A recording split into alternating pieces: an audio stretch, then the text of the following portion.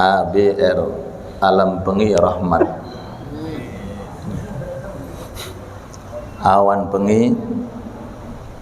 bengi napa? Rahmat niku ABR. Mudah-mudahan diberkahi oleh Allah. Amin. Tugi pun di dewa ABR.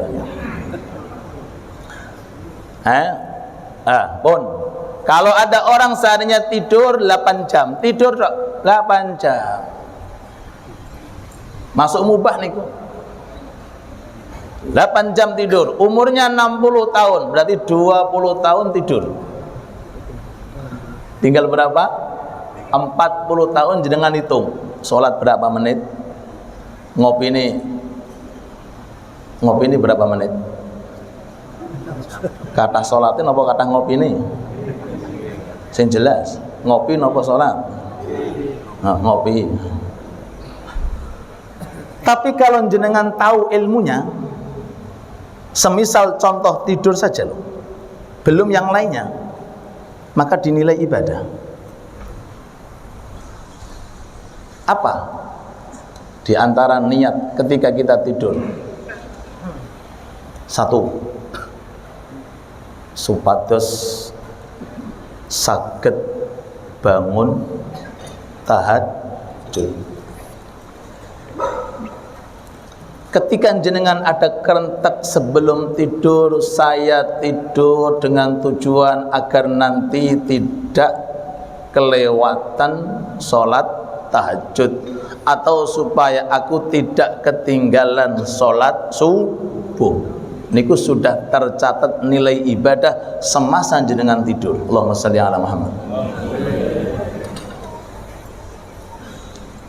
La ilaha illallah. Terus wonten jenis ibadah niku dari hal yang mubah. Tapi nggih ngoten, kedah wonten ilmunya. Nah, sehingga dalam kitab disebutkan ada 4 sifat mulia disepakati oleh semua agama. Agama mengiyakan, agama sepakat, agama menyetujui. Agama apa saja dengan 4 ini pasti mereka menerima. 1, ilmu. Semua agama butuh napa? Ilmu. Islam, non muslim, Hindu, Buddha, itu semuanya hormat dengan yang namanya ilmu. 1. Yang kedua, sifat amanah. Napa? Sifat amanah. Ketika ada orang itu amanah, semua agama memandang bahwa orang ini napa? Jos.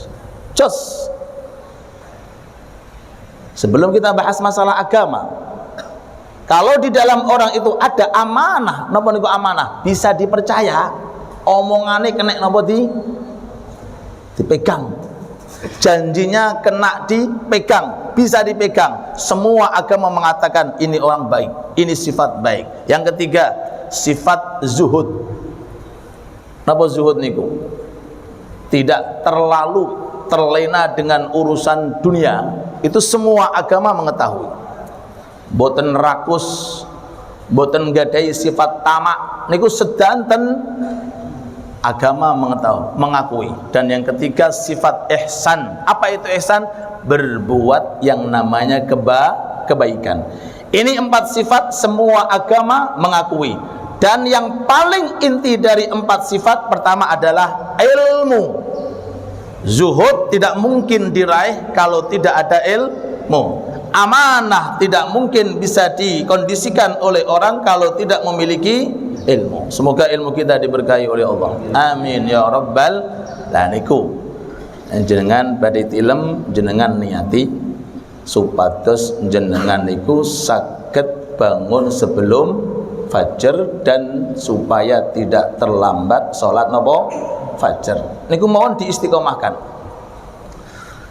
Agane tiang-tiang riyen niku nggih jam 2 jam sebelum fajar, 2 jam sebelum fajar bangun itu sudah ketinggalan, kerinan cara basa Jawa. 2 jam sebelum nopo fajar. Nah awak dhewe kan isih bangun, isih suwe turu maneh. Itu 2 jam. Ya. Karena rata-rata kalau kita lihat khususnya di daerah Hadramaut itu jam 9 sudah sepi, udah nggak ada orang jam 9 itu. Mantun isya mungkin sejenak ngobrol apa atau apa, jam 9 udah redup, nggak ada orang. Jam 1 ramai. Jam 1 nah Indonesia apa? Walian. Jam 9 tidur, 9, 10, 11 tidur, jam 1 bangun, jam 2 bangun. Mudah-mudahan Allah Ta'ala berikan kepada kita taufik dan hidayah, dan mudah-mudahan Allah Ta'ala jadikan kita orang-orang yang mulia, amin ya rabbal alamin. Kita kembali pentingnya suatu ilmu, sehingga ada dua doa yang dimunajatkan oleh Nabi Muhammad sallallahu alaihi wasallam. Yang pertama, Allahumma inni as'aluka ilman nafi'an wa rizqan wasi'an wa amalan mutaqabbala. Diawali dengan ilmu sik, baru rizki, setelah rizki baru amal sing soleh. Jenengan monggo berpikir itu ada kaitannya penting. Kenapa ilmu dulu, baru kemudian rezeki, baru kemudian amal soleh? Karena rezeki yang halal tidak mungkin bisa diraih kalau tidak dengan ilmu. Bagaimana caranya para tiang merdamel kemudian hasilnya halal kalau dia tidak tahu cara untuk mencari rezeki yang halal? Nek mboten ngertos ilmunya, biasanya terjerumus dalam istilah riba atau dalam istilah kebohongan atau khianat. Naudzubillah. Lalu kemudian setelah rizki, kemudian Rasul melanjutkan amalan solihah.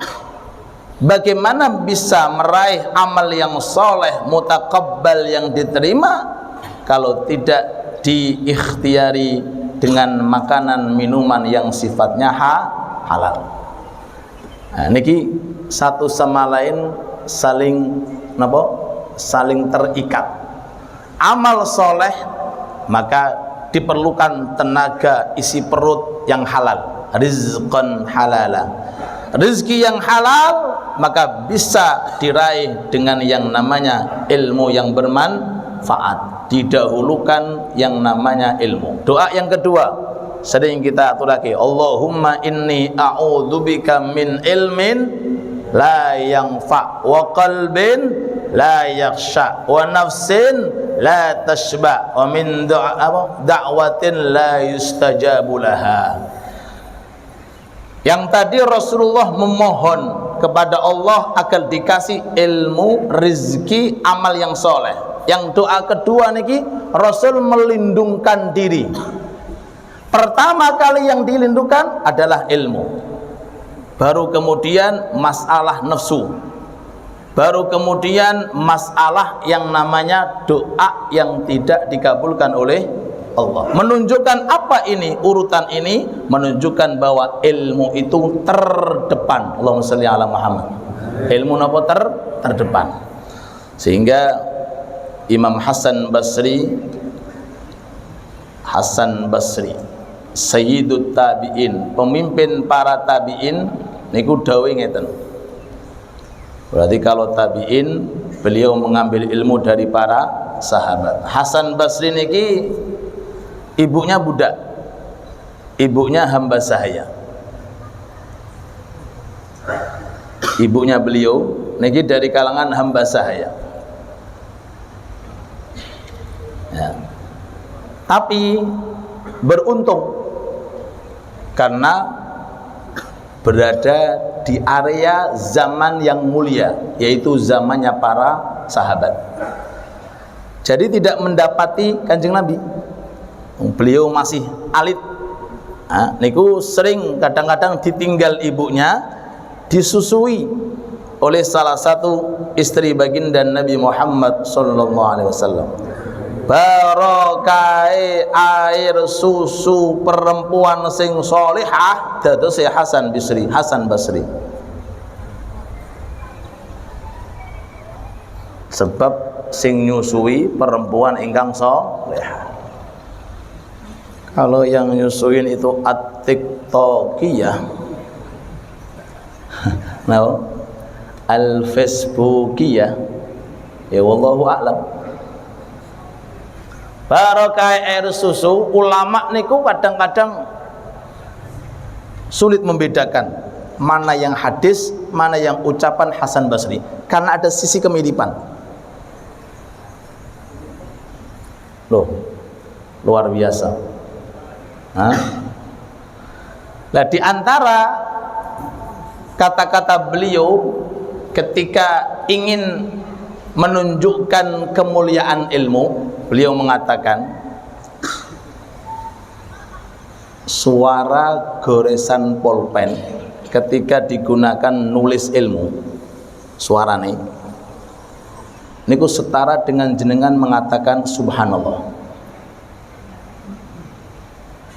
Tulisan goresane pulpen kan wonten suara niku sek sek sek. Suara dari pena, tapi kalau penanya ini untuk nopo? Nulis nopo? Ilmu. Zaman dahulu, zaman sekarang mungkin pakai komputer suara nopo? Keyboard, no? Keyboard, tak. Sarirul qalam, tasbih.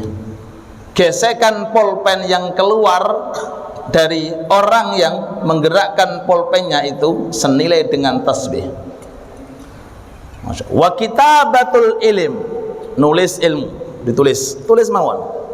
Wan nadharu fi, dan memandang tulisan senilai ibadah. Wal bahthu anhu, membahas, mencari-cari, ada masalah kita nggak tahu kita tanyakan, ada masalah kita nggak tahu kita cari, itu senilai daripada jihad fi sabilillah. Wa idza khusyira minal qabr, orang yang semacam ini nanti kalau dibangkitkan dari alam kubur, yanzur ilaihi ahlul mahsyar, semua penduduk mahsyar akan menantikan kedatangan orang yang ketika di dunia dikasih keistiqomahan untuk menuntut ilmu. Semoga ilmu kita diberkahi oleh Allah, amin ya rabbal alamin. Mriki kula mboten melanjutkan materi seperti yang sudah kita sampaikan di GKA. Masih ada beberapa pertanyaan, kita lanjutkan sampai insyaallah jam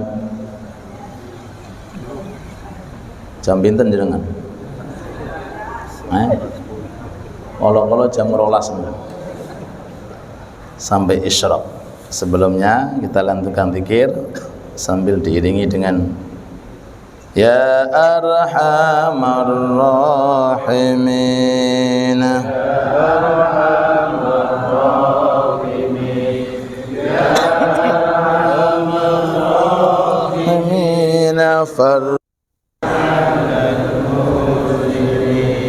Ya Rabbana ya Karim, Ya Rabbana ya Rahim, Antal Jawadul Halim, wa Antal Mu'al Mu'in, Ya Arhamar Rahimin, Ya Arhamar Rahimin, Ya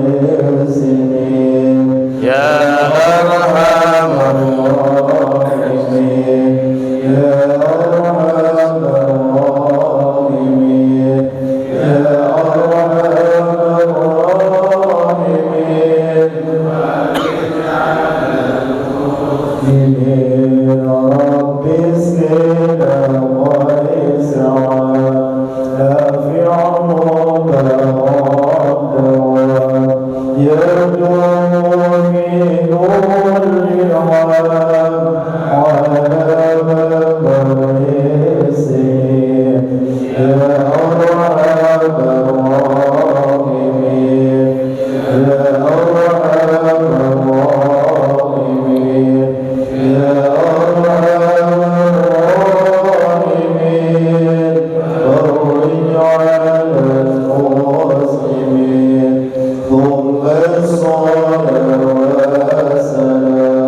على شفيع الأنام والآلين والكرام والصحب والتابعين يا أرحم الراحمين يا أرحم الراحمين يا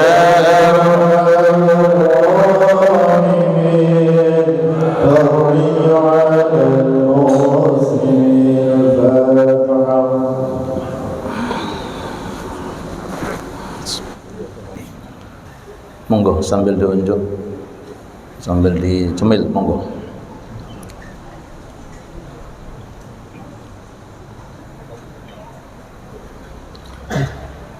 Kita lanjutkan sisa pertanyaan kurang lebih 5 maupun 6. Ada yang bertanya terkait tentang sholat tasbih dan fadilah serta keutamaan.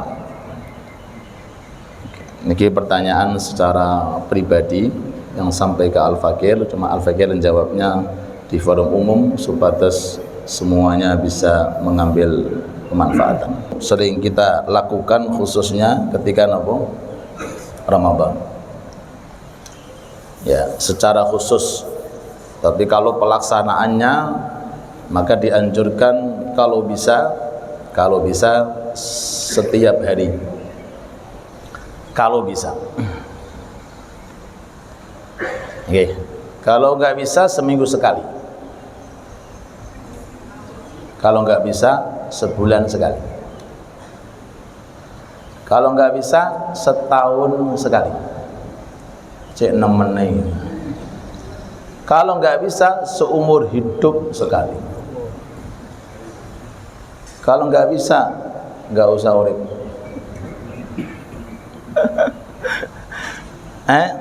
Sesuai yang ada dalam hadis Kanjeng Nabi ngaturi perso kali sahabat Abbas, paman beliau, kerjakan sholat tasbih walaupun seumur hidup sekali. Walaupun, ada hadisnya, walaupun seumur hidup sekali.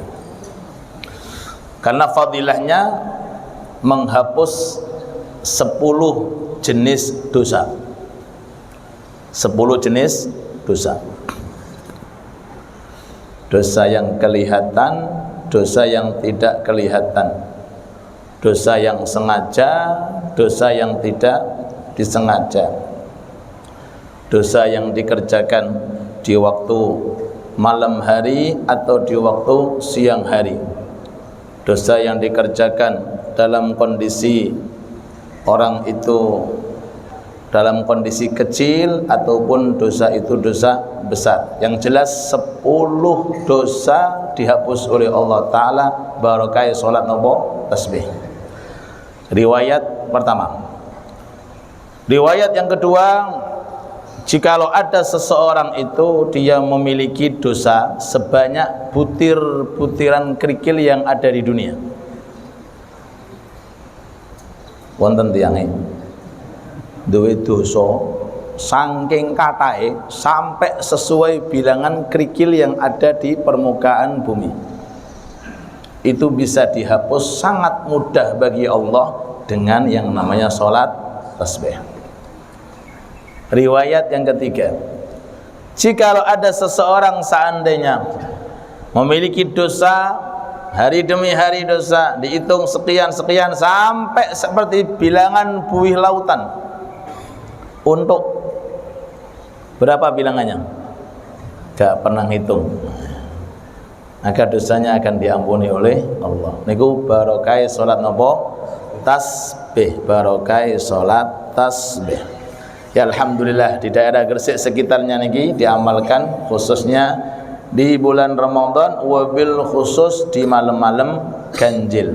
Kalau kami di pondok tiap malam kami kerjakan. Alhamdulillah, semoga istiqomah, amin. Nah, santri mana kitabnya? Khawatir nanti lupa. Bawa sini kitabnya, nanti lupa. Bawa sini kitabnya. Pertanyaan yang kelima. Pertanyaan selanjutnya, berdasarkan pencerahan para ulama, bahwa puncak dalam agama itu bukan banyaknya ilmu ketika kita duduk dalam majelis taklim, juga bukan karena kepandaian kita, karena banyaknya ilmu, dan kepandaian kita suatu saat akan diambil oleh Allah. Tapi bagaimana cara kita bisa mengaplikasikan di dalam Al-Quran dan menjadikan Rasulullah sebagai suri tauladan dengan adab dan akhlak agar kita semakin baik, semakin mulia. Terus pun dimaksudnya, jawabannya dengan ilmu. Dengan apa? Dengan ilmu. Tapi ilmu boten menjadi tujuan. Akan tetapi ilmu menjadi sarana terutama untuk menggapai yang namanya kemuliaan. Boten saged tiang dados mulya di hadapan Allah nek tiang ini ku bodoh ilmu agama, boten saged. Jelas sering-sering kula aturake, amal-amal yang soleh yang disebutkan di dalam Al-Quran itu kan menjadi inti daripada ciri penduduk surga.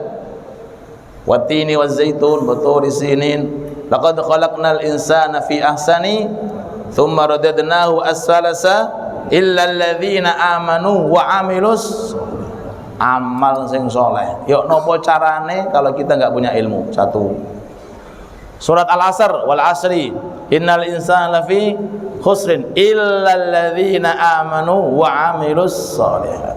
Disebutkan amal soleh. Amal soleh kalau kita enggak tahu ilmunya bagaimana, dan seterusnya. Jadi ilmu niku sangatlah penting, tapi tidak menjadi inti, karena ilmu itu sekedar yang namanya wasilah. Intinya yaitu kita beramal dengan ilmu, dan semoga amal kita diterima oleh Allah dan dikabulkan oleh Allah Subhanahu wa taala. Dan amal kita bisa dikabulkan oleh Allah taala kalau kita punya ilmu. Nih riya, pamer ini enggak boleh. Nih sum'ah, membicarakan amal niki hati-hati. Nih ujub dan seterusnya. Dari mana taunya? Kalau tidak yang namanya dengan apa? Ilmu. Terus ilmu niku sangatlah penting. Nah, Imam Syafi'i mengatakan dalam maqalahnya, man aradad dunya fa'alaihi bil ilm. Kalau orang ingin sukses dunianya maka dengan apa? Ilmu. Wa man aradal akhirah fa'alaihi bil ilm. Pengen akhirat sukses pakai ilmu. Wa man aradahuma, pengen kedua-duanya sukses fa'alaihi bil ilm, menggunakan ilmu. Allahumma salli ala Muhammad.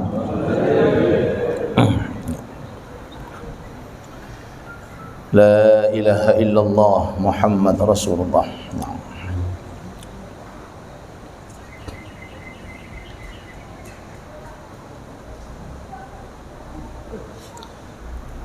Nabi Musa itu Rasul, tapi sempat belajar dengan Nabi Khidir, statusnya Nabi. Tinggi mana kedudukannya Musa dengan Khidir? Nabi Musa, jangankan satu Nabi Khidir, 1000 Nabi Khidir gak bisa menandingi kedudukan Nabi Musa, karena Rasul.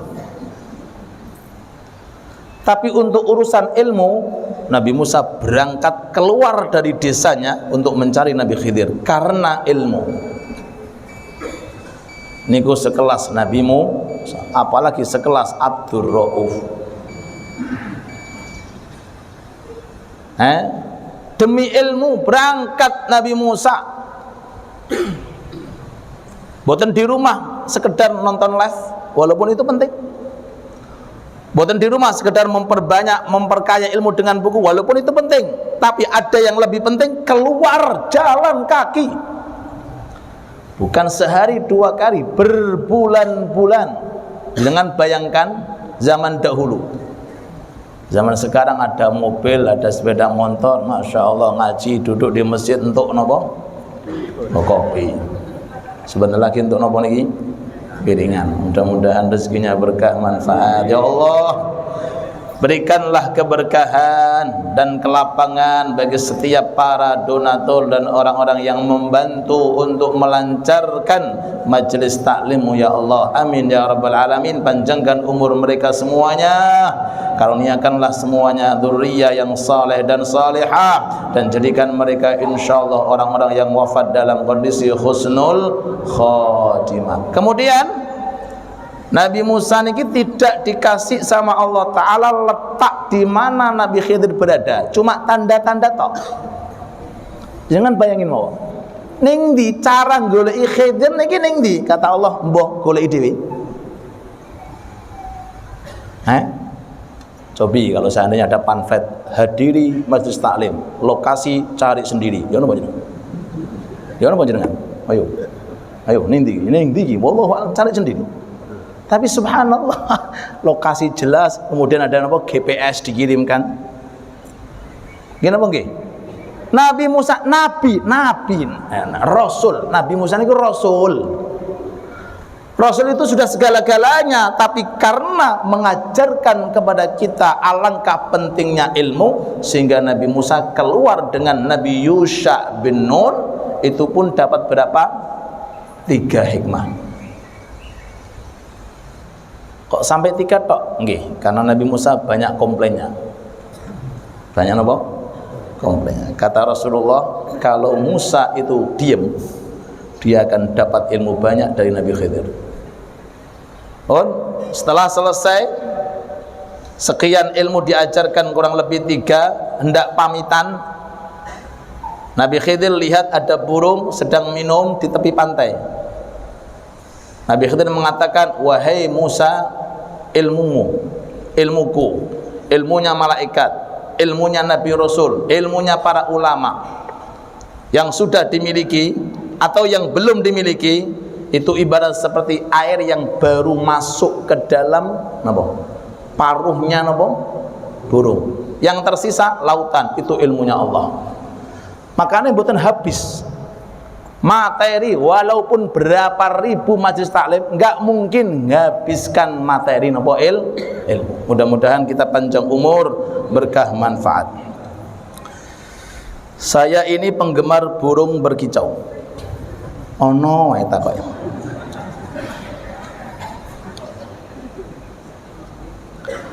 Di antaranya kalau ngasih makan berupa hewan jangkrik semisal hidup, tapi caranya dengan memutus kakinya. Diputus kakinya dulu sebelum dimakankan ke burung. Itu berdosakah Pak Ustadz? Tapi dengan tidak cara itu, burung nggak mau makan atau burungnya keselak.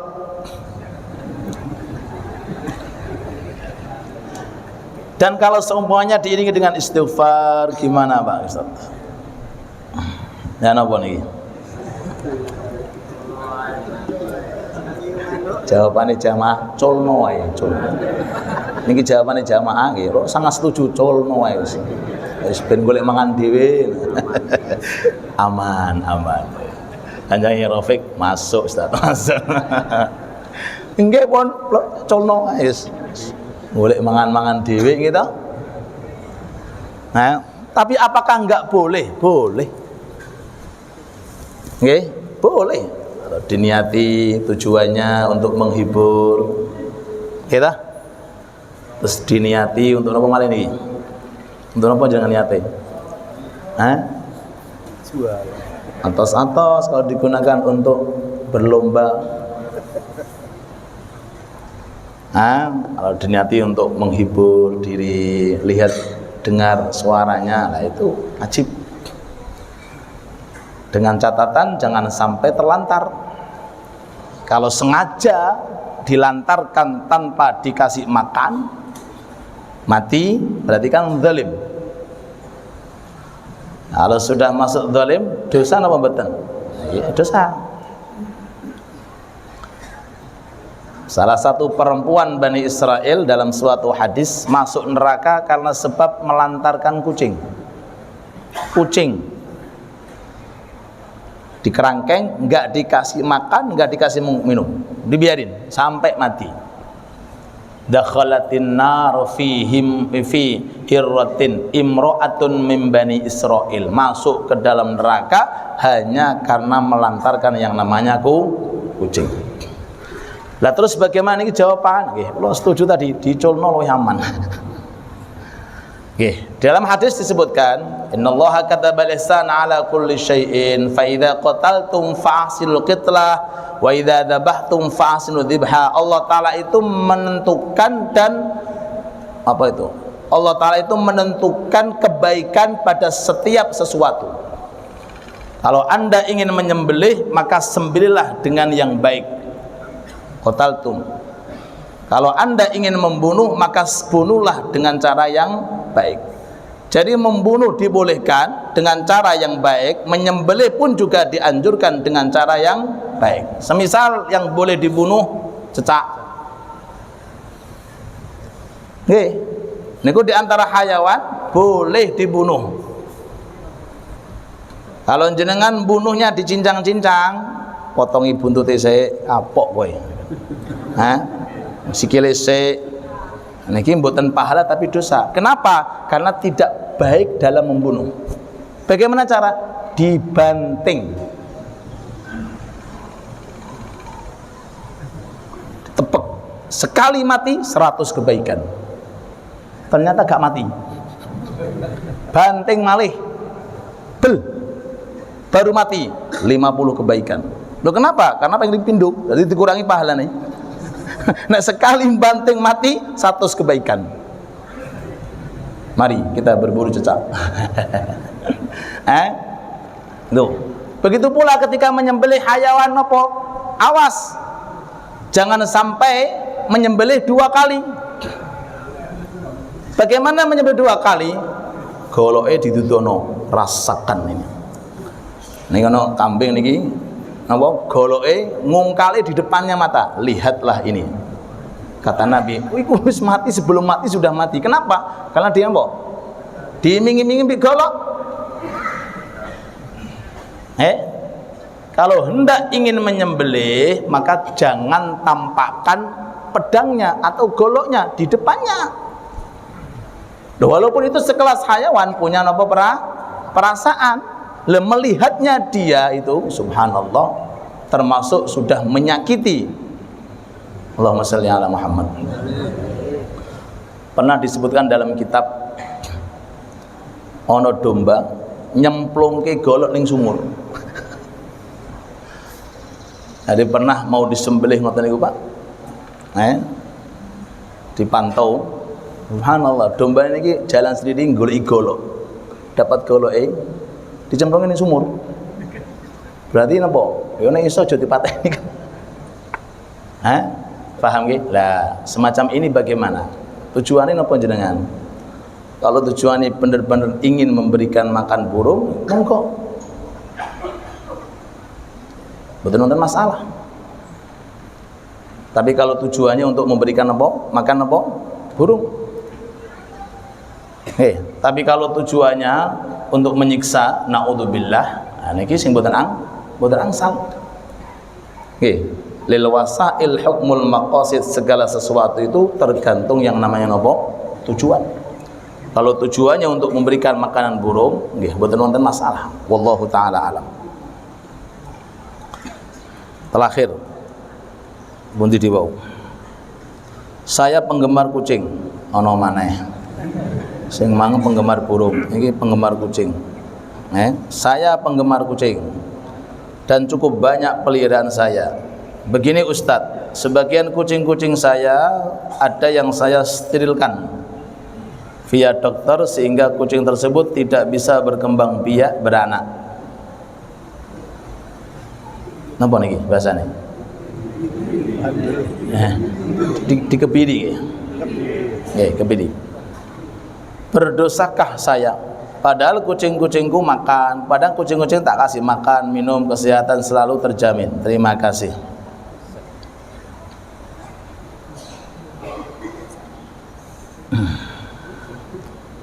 Allahumma shalli ala Muhammad. boleh seseorang itu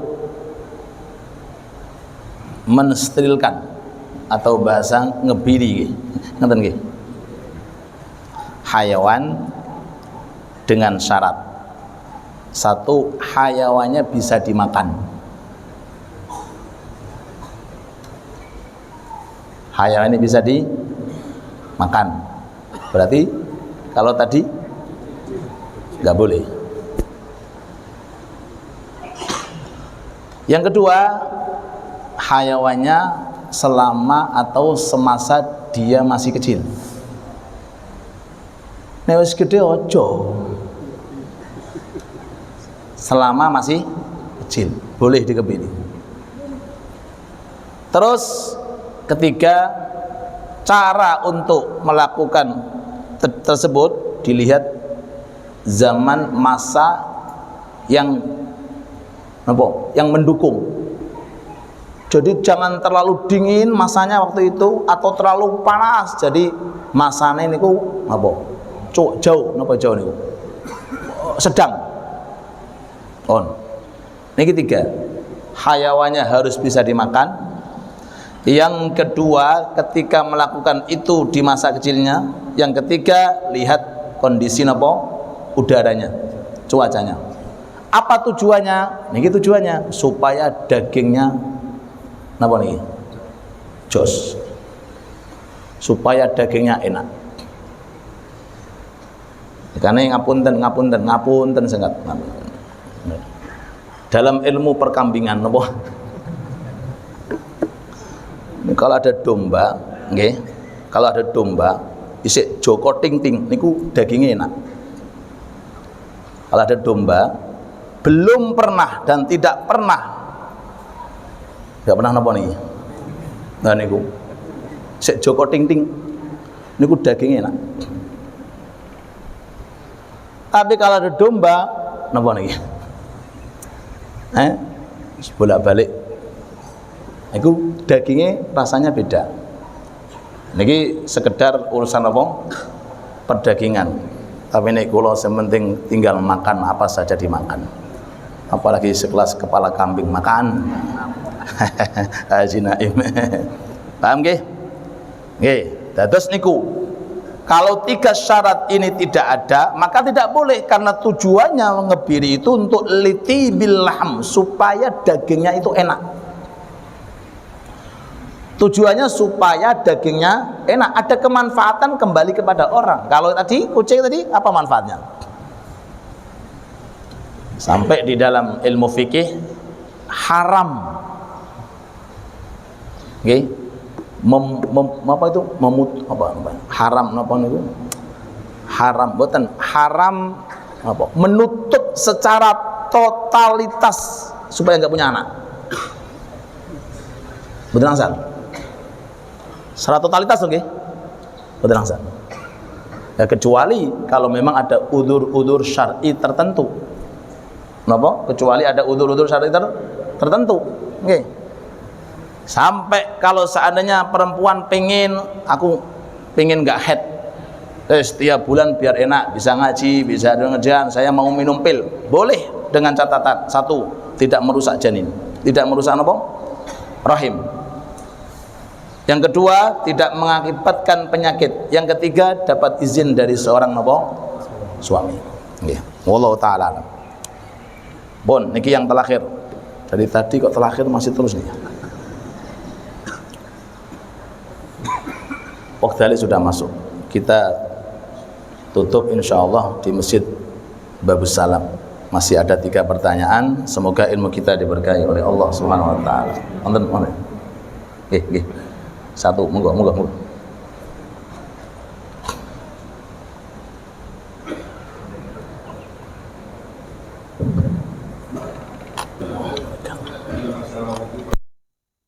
Kita diserahkan ini kebetulan ada teman, dia bilang selama ini wudhu saya keliru.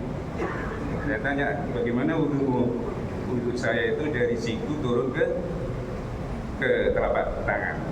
Katanya Ustadz yang ceramah di YouTube. Saya bilang, sampean tidak keliru. Apakah nggak salah paham? Dia bilang tidak, keliru. Artinya kalau keliru berarti tidak sah. Menurut kita, kalau kita ambil air dari keran atau dibantu orang, itu sunnahnya dari siku turun ke telapak tangan. Kalau kita airnya ambil sendiri dari tangan kita, dari telapak tangan turun ke siku, itu sunnahnya. Mohon penjelasan dari Ustaz. Atau satu lagi, kita masalah iqomah itu kita sunnahnya bangunnya itu di lafal apa? Sebab kita masih ada yang Allahu Akbar sudah bangun, ada yang coba dijelaskan. Terima kasih. Semoga berkah manfaat, amin.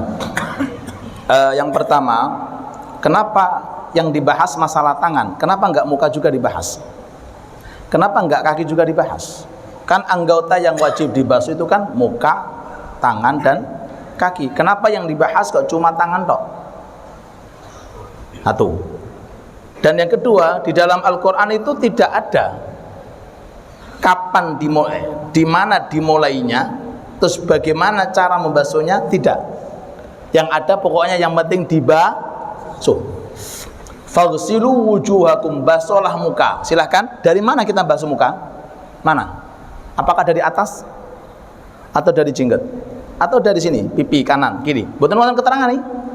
Kalau enggak ada, bebas. Basuh yang model nopo mawon silakan. Mau yang kanan dulu, mau yang kiri dulu, mau yang atas, untuk urusan apa muka. Begitu pula masalah tangan. Basuhlah tangan kalian. Dari mana? Tidak menjadi inti, yang penting tanganmu kebasuh. Semisal lagi, maaf nggih, kula duduk lagi. Maaf. Dan hei fulan, tolong basuh tangan saya. Basuh. Sana mboten iki. Kula mboten basuh. Cuma tangan saya dibasuh. Sah apa mboten? Sah. Tidak harus kita yang basuh. Bahkan ada air hujan dengan dari rumah. Nawaitul wudu'a wus basah, sah. Loh nggih. Sah-sah saja. Sambil nanti dikerentekan secara urutan tertibnya, atau mungkin terjun ke kolam renang. Nawaitul wudu'a wus, sah. Agama mudah, tapi harus ilmuni. Begitu pula membasuh kaki, nggak ada keterangannya. Apakah dari atas ke bawah, enggak ada. Yang penting kakinya dibasuh. Ini yang benar. Yang kedua, kalau mau cara yang paling afdol, nah beda loh ya. Kalau yang paling afdol berarti kita kembalikan yang pertama, semua sistem cara pembasuhan boleh. Baik dari ujungnya sini, atau dari tengah, atau dari atas, bebas. Yang penting tangannya kebasuh. Boleh kita yang basuh, boleh minta orang untuk dibasuhin. Yang penting tangan nopo kebasuh. Lah, cara yang paling afdol, ini kita kembali kepada perincian ulama, khususnya mazhab Syafi'i. Kalau aturake, kamu kalau wudhu pakai apa? Pakai keran. Nah, keran jenengan coba praktekkan mana yang lebih mudah, dari jari-jari atau dari siku? Monggo, dari mana? Siku nopo jari-jari? Kok meneng kabeh ya? Dari siku enak. Tapi kalau jenengan pakai jari-jari, monggo rontok piye ngoten, muter. Kedua-duanya sah, boleh, cuma yang paling mudah pakai nopo? Siku. Itu kalau pakai keran. Termasuk kalau seandainya minta bantuan orang untuk kita memwudui. Yang kedua, ketika pakai jeding kolah kados di masjid napa? Jami. Nah, niku jenengan kalau wudu teng mriku pakai siku napa pakai jari-jari? Siku ya napa jenengan? Pakai jari-jari. Lah, inilah perincian yang diterangkan oleh ulama, yassiru wala tu'assiru. Jangan mempersulit ibadah. Ustaz, saya nggak bisa witir 11 rakaat, siji. Napa? Satu aja. Yang penting napa? Istiqomah. Ngoten nggih. Setunggal nggih. Nggih, kita ikuti setunggal. Sing penting napa? Istiqomah. Mangane ping 3, witire siji. Yang kedua, ya, ketika qomat dikumandangkan, sunnahnya kita kembali kepada sunnah. Jadi kalau sudah kembali kepada sunnah, itu kembali kepada diri kita masing-masing dan tidak mewajibkan orang harus ikut, karena sunnah. Cuma sekuat tenaga kita dianjurkan menghidupkan sunnah. Tapi tidak mewajibkan harus orang melakukan, tidak. Tapi seyogjanya kita mensyiarkan siwakan sunnah. Kue kudus, enggak harus, karena beda dengan yang wajib. Termasuk sholat pakai apa lagi? Promosi, promosi. Sunnah dianjurkan, tapi semuanya tidak wajib, sekedar sunnah dan seterusnya. Lah sunnahnya, orang bangun setelah qomat itu setelah selesainya qomat, la ilaha illallah, walaupun dia di shaf paling akhir, walaupun dia duduknya paling belakang, walaupun ketinggalan shaf awal, duduk. Sunnah. Supaya enggak ketinggalan shaf awal ketika sholat berada di shaf awal. Ini cara kita beribadah semacam ini. Makanya tadi saya sampaikan, ibadah ini ku pakai ilmu. Orang mengejar jamaah dari rumah, masjid dikumandangkan Allahu Akbar, qad qamatis shalah, melayu Pak. Niku keliru. Yang benar tetap berjalan dalam kondisi tenang, walaupun jamaah selesai. Walaupun jamaah selesai. Lah kok sakit? Iya, karena intinya sholat itu letaknya ada pada khusyuk. Allahumma shalli ala Muhammad. Terus ada pendapat yang membolehkan ketika orang yang qomat membaca qad qamatis shalah. Ketika pas qad qamatis shalah, kita bangun. Tapi ini pendapat sebagian ulama. Kalau rata-rata ulama jumhur mengatakan bangunnya kita setelah orang yang qomat membaca la ilaha illallah. Catatan ini sekedar sunnah, dan kita dianjurkan kalau sudah sunnah untuk mensyiarkan agar kita menghidupkan sunnah baginda Nabi Muhammad sallallahu alaihi wasallam. Wallahu taala alam. Sebelum dzikrul jalalah dan doa, kula nyuwun perwakilan dari pengurus Aliyah Ami Abdullah untuk memberikan kepada ketua takmir hadiah sepucuk nasihat edisi yang ketiga kepada Masjid Baitul Islah. Ada yang infak 10 kemarin, kita bagikan, monggo. Amin. Allahumma shalli ala Muhammad. Monggo pilih menghendaki